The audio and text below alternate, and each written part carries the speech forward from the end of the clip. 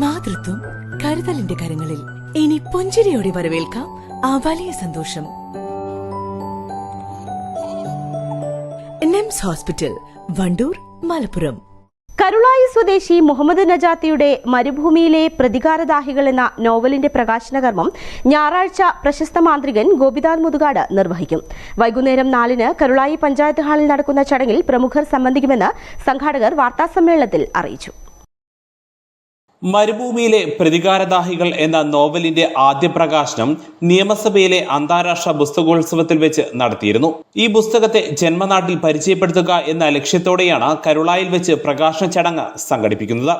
സൗദിയിൽ ജോലി ചെയ്ത് ജീവിക്കുന്ന മലയാളികളടക്കമുള്ള ചിലർ അവിടെ കാട്ടിക്കൂട്ടിയ ചില സങ്കീർണമായ നിയമ ലംഘനങ്ങളുടെ കഥകളും അവർക്ക് സംഭവിച്ച ദാരുണാന്ത്യവും മനുഷ്യന് അത്യാഗ്രഹം പിടിപെട്ടാലുള്ള മാനസിക വിഭ്രാന്തികളും അവൻ ചെയ്തു കൂട്ടുന്ന ഹീനകൃത്യങ്ങളും ഒടുവിൽ പ്രതികാരദാഹികളുടെ ക്രൂരമായ പ്രതികാരങ്ങളും ഈ കൃതിയുടെ പ്രതിപാദ്യ വിഷയമാണ്. മുഹമ്മദ് നജാത്തിയുടെ ആദ്യ കൃതി പ്രവാസം തടവറകൾ കഥ പറയുമ്പോൾ 2016 പുറത്തിറങ്ങി. സൗദി ഇൻഫർമേഷൻ മന്ത്രാലയത്തിന്റെ അനുമതിയോടെ മലയാളികൾക്കിടയിൽ 100 കണക്കിന് കോപ്പികൾ വിറ്റഴിക്കപ്പെട്ടു. സൗദി പ്രവാസം ഒരു മുഖവുര 2019 പ്രകാശിതമായി.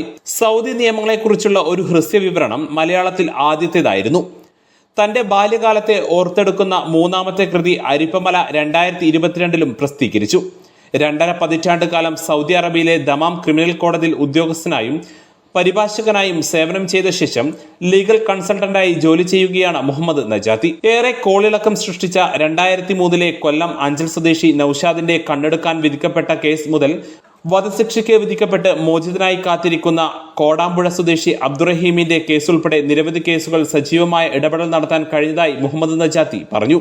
നിയമസഭയിലെ അന്താരാഷ്ട്ര പുസ്തകോത്സവത്തിൽ വെച്ച് സംവിധായകൻ കെ മധു പ്രകാശനം ചെയ്യുകയും ജന്മനാട്ടിൽ വെച്ച് പുസ്തകത്തെ കൂടുതൽ പരിചയപ്പെടാനും ജന്മനാട്ടിലുള്ളവർക്ക് പുസ്തകത്തിന്റെ സന്ദേശങ്ങൾ കൈമാറാനും ആണ് നമ്മൾ ഈ ഞായറാഴ്ച 2-ാം തീയതി ഇത്തരം ഒരു പരിപാടിയുടെ സംഘാടകത്തിന് മുതിരുന്നത്.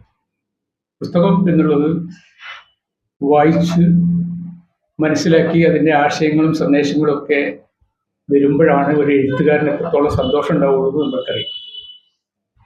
ഞാൻ എഴുതിയ 4 പുസ്തകങ്ങളും യഥാർത്ഥത്തിൽ അവിടുത്തെ യാഥാർത്ഥ്യങ്ങളെ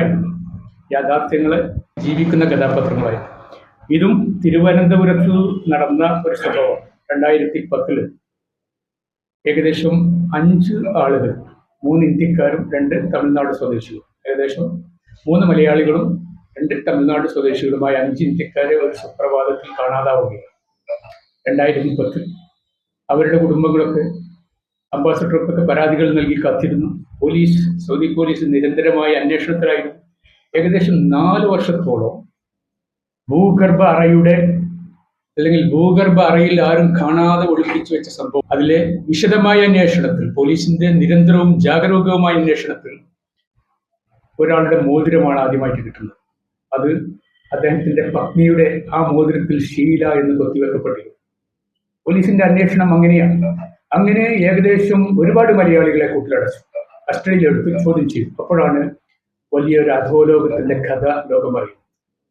ആ അധോലോകത്തിന്റെ കഥ വിവരിച്ചുകൊണ്ട് പ്രവാസികളായ മലയാളികൾ അന്യനാട്ടിൽ പോയി നടത്തുന്ന ഇത്തരം അധോലോകങ്ങൾ ഒരിക്കലും ഇവിടുത്തെ കുടുംബം അറിയുന്നില്ല എന്ന് മാത്രമല്ല, അവരുടെ തോരാത്ത കണ്ണുനീരിൽപ്പെട്ട് കുടുംബവും നാടും നമ്മളെ കാണുന്നവരൊക്കെ വലിയ ദുഃഖത്തിലാവുകയാണ്. അപ്പൊ ഇത്തരം ഒരു പുസ്തകങ്ങളുടെ രചന എന്നുള്ളത് പ്രവാസത്തിലെ നിതാന്തമായ ബോധവൽക്കരണവും അത് വായിക്കുമ്പോൾ അനുഭവിച്ചറിയുന്ന കുറെ സന്ദേശങ്ങൾ. പുസ്തകം എന്നുള്ളത് ഒരു വായനാസുഖം മാത്രമല്ല, അതിലൊരുപാട് സന്ദേശങ്ങളുണ്ട്, പ്രവാസത്തിൽ ഉള്ള സന്ദേശം. അപ്പൊ പുസ്തകത്തിന്റെ കാര്യം ഇങ്ങനെ 5 ആളുകളുടെ നിയമമേഖലയിൽ സൗദിയിലെ പ്രവാസി ഇന്ത്യക്കാർക്കായി നൽകിയ സേവനങ്ങൾ പരിഗണിച്ച് നിരവധി അവാർഡുകളും ആദരവുകളും ലഭിച്ചതായി അദ്ദേഹം പറഞ്ഞു.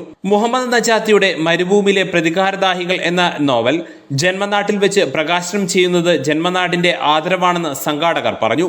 വാർത്താ സമ്മേളനത്തിൽ മുഹമ്മദ് നജാത്തി, ടിപി ഹൈദരലി, കക്കോടൻ അബ്ദുൾ നാസർ, വരിക്കോടൻ മമ്മുഹാജി എന്നിവർ പങ്കെടുത്തു. News bureau, Nilambur. സ്വന്തം ഹൈസ്പീഡ് ഇന്റർനെറ്റ്, നമ്മുടെ സ്വന്തം ഇന്റർനെറ്റ്.